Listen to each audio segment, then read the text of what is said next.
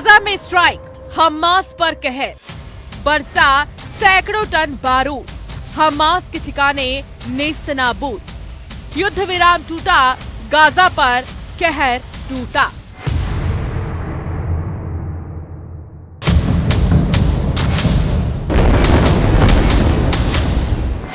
Israel और Hamas के बीच ceasefire अब पूरी तरह से खत्म हो चुका है।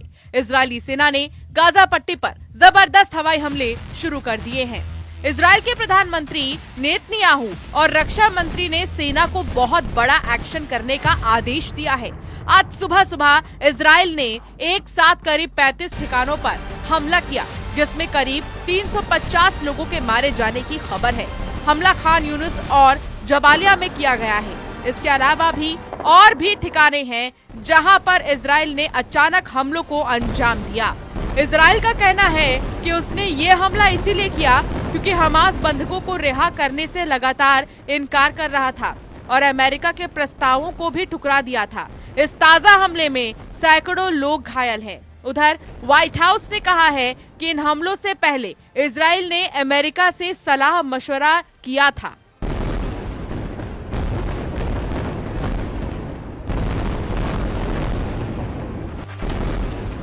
इजरायल और हमास के बीच फिर से युद्ध शुरू हो गया है। बंधकों की रिहाई के लिए जो समझौता हुआ था और जो वॉर पर जो पॉज का बटन दबा हुआ था, वो फिर से प्ले मोड में आ गया है और इजरायल ने सूरज निकलने से पहले ही गाजा के हर हिस्से में ताबड़तोड़ हवाई हमलों को अंजाम दिया। यानी संघर्ष विराम अब अतीत की बात हो गई है। गाजा पट्टी में एक बार फिर तबाही का मंजर है। इजरायली सेना ने जबरदस्त हमले किए, सैकड़ों की संख्या में लोगों की मौत हो गई है, कई 100 लोग जख्मी हैं। हमास का दावा है कि इजरायल ने आम लोगों पर बम बरसाए हैं, तो इजरायल का दावा ये भी है कि आईडीएफ ने हमास के ठिकानों को तबाह किया है। अब सवाल उठता है कि आखिर यह हमला क्यों हुआ। इजरायल का कहना है कि बंधकों को रिहा नहीं कर रहा था हमास का कहना है कि इजरायल ने विश्वासघात किया। दावा ये भी है कि ट्रंप ने ही युद्ध शुरू करने को हरी झंडी दी। बीते 2 महीनों से संघर्ष विराम के तहत कुछ बंधकों की अदला बदली हुई थी, लेकिन उसके बाद बातचीत का दौर बंद हो गया। हमास की ओर से जवाब न मिलने की सूरत में इजरायल ने ऐलान कर दिया कि अगर हमास ने सभी बंधकों को रिहा नहीं किया तो गाजा के लिए नरक के दरवाजे खोल जाएंगे। गाजा पट्टी में सिर्फ तबाही के निशान है। खासतौर पर गाजा सिटी और खान यूनिस में जबरदस्त तबाही हुई है। जैसे तस्वीरें खान यूनिस के एक अस्पताल से आई हैं, उसमें दिख रहा है कि बमबारी में हर उम्र वर्ग के लोग जख्मी हुए हैं। गाजा पर हुए हमले में एक हमला हमास के एक बड़े आतंकी के ऊपर किया गया। इजरायल के मीडिया के हवाले से खबर है कि हमास के कमांडर अबू उबैदा अल जमासी को मार गिराया गया है। रिपोर्ट्स के मुताबिक अल जमासी के घर को निशाना बनाया गया था, जिसमें उसके साथ उसका परिवार भी था, वो भी मारे गए। हालांकि हमास ने अब तक इस दावे की पुष्टि नहीं की है। हमास ने इस हमले को विश्वासघात करार दिया है और सीधे इजरायली प्रधानमंत्री नेतन्याहू को जिम्मेदार ठहराया है। हमास के एक वरिष्ठ अधिकारी ने रॉयटर्स को दिए एक बयान में कहा कि इजरायल ने संघर्ष विराम को एक तरफा तौर पर तोड़ दिया और अब हालात और बिगड़ सकते हैं। वहीं व्हाइट हाउस ने भी इस पर प्रतिक्रिया दी और स्वीकार किया कि इजरायल ने हमलों से पहले अमेरिका से सलाह मशवरा किया था।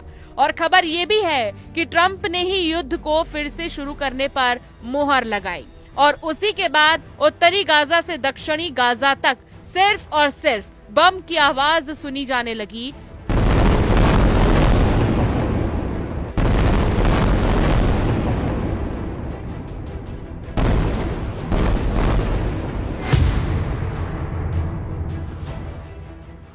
और उसी के बाद उत्तरी गाजा से दक्षिणी गाजा तक सिर्फ और सिर्फ बम की आवाज सुनाई देने लगी। जबालिया, गाजा सिटी, नुसेरात, देर अल बलाह और खान यूनिस में इजरायली फाइटर जेट्स ने बारूद बरसाए।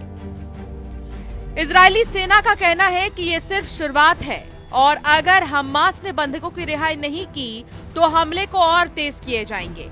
इजरायल ने अपने नागरिकों को भी अलर्ट कर दिया है और नए सुरक्षा दिशा निर्देश जारी किए हैं।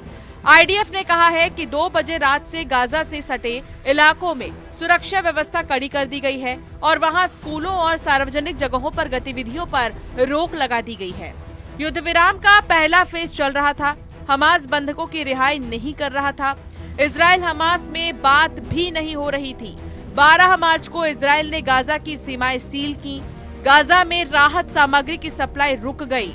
हमास के नहीं झुकने पर इजराइल ने हमला किया। इजराइल ने न सिर्फ हमास बल्कि पूरी दुनिया को अल्टीमेटम दे दिया है कि जब तक उनके सभी बंधक रिहा नहीं होते और इजराइल वापस नहीं पहुंचते, अब ये हमले रुकने वाले नहीं हैं। उधर अमेरिका में इजराइल के राजदूत डैनी डैनन का कहना है कि इजरायली एयरफोर्स ने गाजा में हमास के ठिकानों पर हमले शुरू किए हैं। हम अपने दुश्मनों पर कोई दया नहीं दिखाएंगे। ये साफ करना है कि इजराइल हमलों को तब तक नहीं रोकेगा जब तक हमारे सभी बंधक घर वापस नहीं आ जाते। हमने इस पर सुरक्षा समिति को साफ तौर पर कहा है कि अगर वो गाजा में युद्ध रोकना चाहते हैं तो उन्हें बंधकों की इजराइल वापसी सुनिश्चित करनी होगी। हम उन्हें वापस लाने के लिए प्रतिबद्ध हैं। यानी गाजा पर इजरायली बमबारी फिलहाल तो रुकने वाली नहीं है।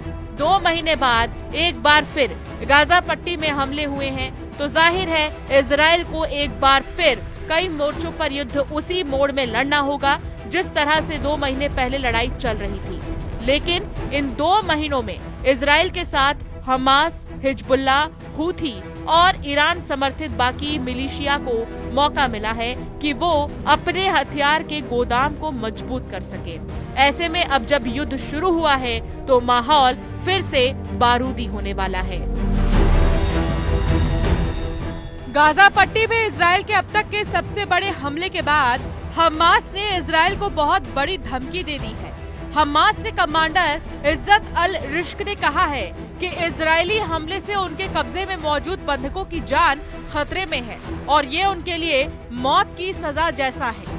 मीडिया रिपोर्ट्स के मुताबिक इज्जत अल रिश्क ने एक तरह से बंधकों को मारने की धमकी दे दी है।